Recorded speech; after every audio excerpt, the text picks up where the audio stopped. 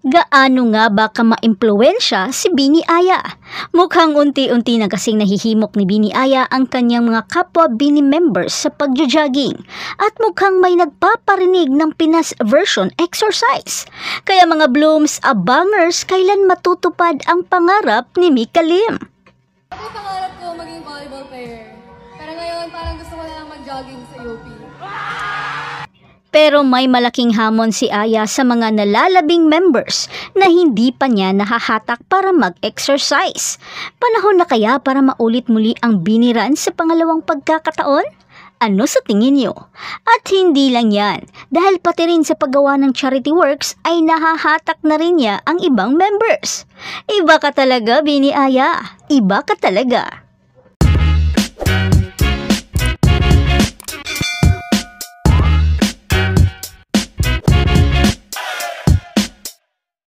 Ang isa sa mga hilig ni Bini Aya ay ang swimming at drawing at ang pagiging modelo naman nito kung saan siya ay magaling.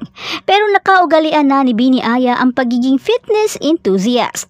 Dito niya nalalabas ang kanyang stress at pressure sa pagiging idol at pagiging estudyante sa umaga sa pamamagitan ng pagtakbo. Actually, siya ang may pasimuno ng 10-kilometer Bini Run sa BGC. Gamit ang app na Strava, isang fitness app na sumusubaybay at sumusukat sa iba't ibang aktibidad sa pag-exercise. Si Aya ay nagdodokumento ng kanyang mga pagtakbo at pagbebisikleta sa app na ito mula pa noong Enero ng taong ito. Dito naman siya nasusubaybayan ng kanyang mga tagahanga. Ang Bini route na ginawa niya ay nagsisimula sa kahabaan ng McKinley Parkway sa Bonifacio Global City at nagtatapos sa kahabaan lamang ng hangganan ng Manila Golf and Country Club. At marami ang gumawa nito at na-impluwensyahan ang karamihan na mag-exercise at maging fit at healthy, na ikinatuwa naman ni Aya. Pero ang di niya alam ay mas marami pala ang maeengganyo at susubok sa rutang ginawa niya. At ang mga Blooms ay nagsanib puwersa at gumawa ng komunidad upang gayahin ang 10-kilometer run ni Bini Aya na tinatawag nilang Bloom Run Club. Kaya nabuo rin ang Bini Run noon lang June bago mag-Bini Verse concert. At mahigit 6,000 Blooms ang sumali at nakiisa sa pangunguna ni Bini Aya. Pero ang di inasahan ng lahat nang dumating ang araw ng Bini Run ay hindi pa okay si Aya. Nagkaroon ito ng anxiety attack dahilan upang wala ito sa ibang mga ganap ng Bini noong buwan ng June. Bagamat hindi pa man totally okay si Aya, ay pinilit at nagpakita pa rin ito sa Bini Run bilang isa sa mga nagpasimuno ng aktibidades na yon. Gayunpaman, naging successful pa rin ang naturang event at ang lahat ay naging masaya habang kasabay nilang tumatakbo ang Bini. Naging outlet na ito ni Aya ang pag-e-exercise para na rin mapanatili niya ang kanyang breathing at stamina habang kumakanta at sumasayaw.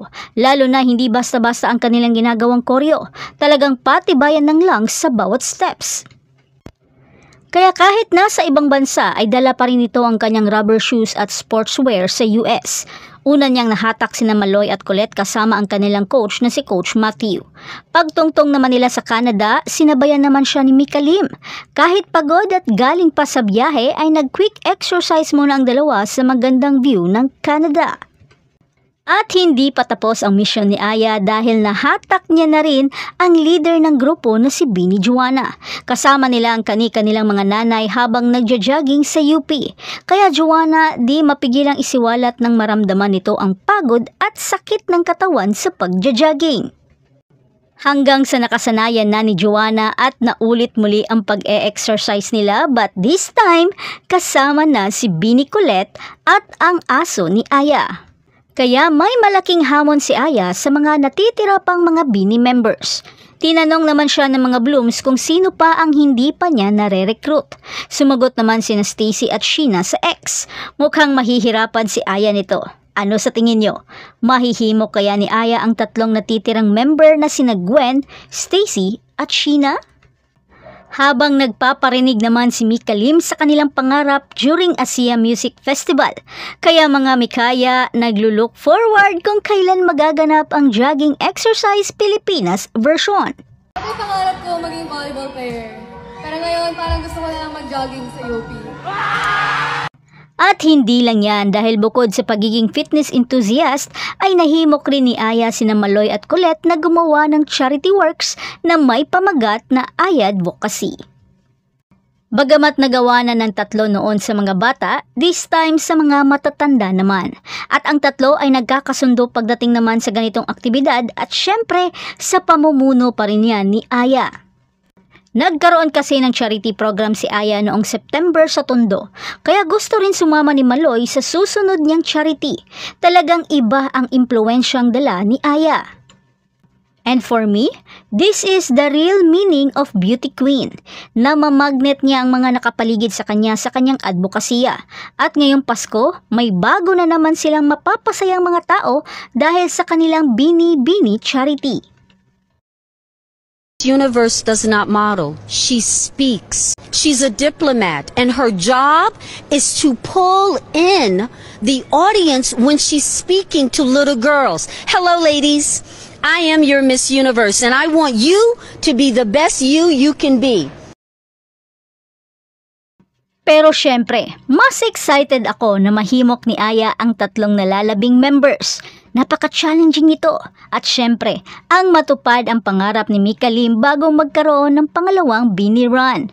For sure, magiging masaya at nakakahingal ang ganap na ito kasi makikita na natin si Aya this time na makulit at sobrang energetic. Sasama ka rin ba? Ano sa tingin mo? Look at the two. Oh my God.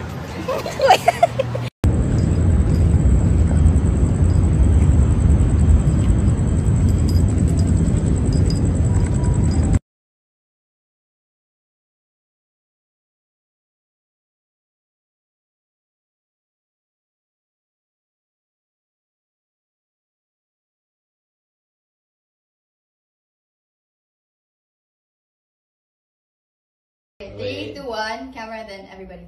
Okay. One, two, three. Left and kaga! Boom! Oh, masarap dito! Grabe! Oh, isa pang kaga! And isa pang boom! Boom! Boom! Masarap talaga ng mocha! And cut! Very good! Tropical lilac, setting on a white sand. Guess I fall in love with you. Cause with you, boy, I'm going crazy. You can be my lady, I can be your baby. Oh. Na-surprise kay surprise!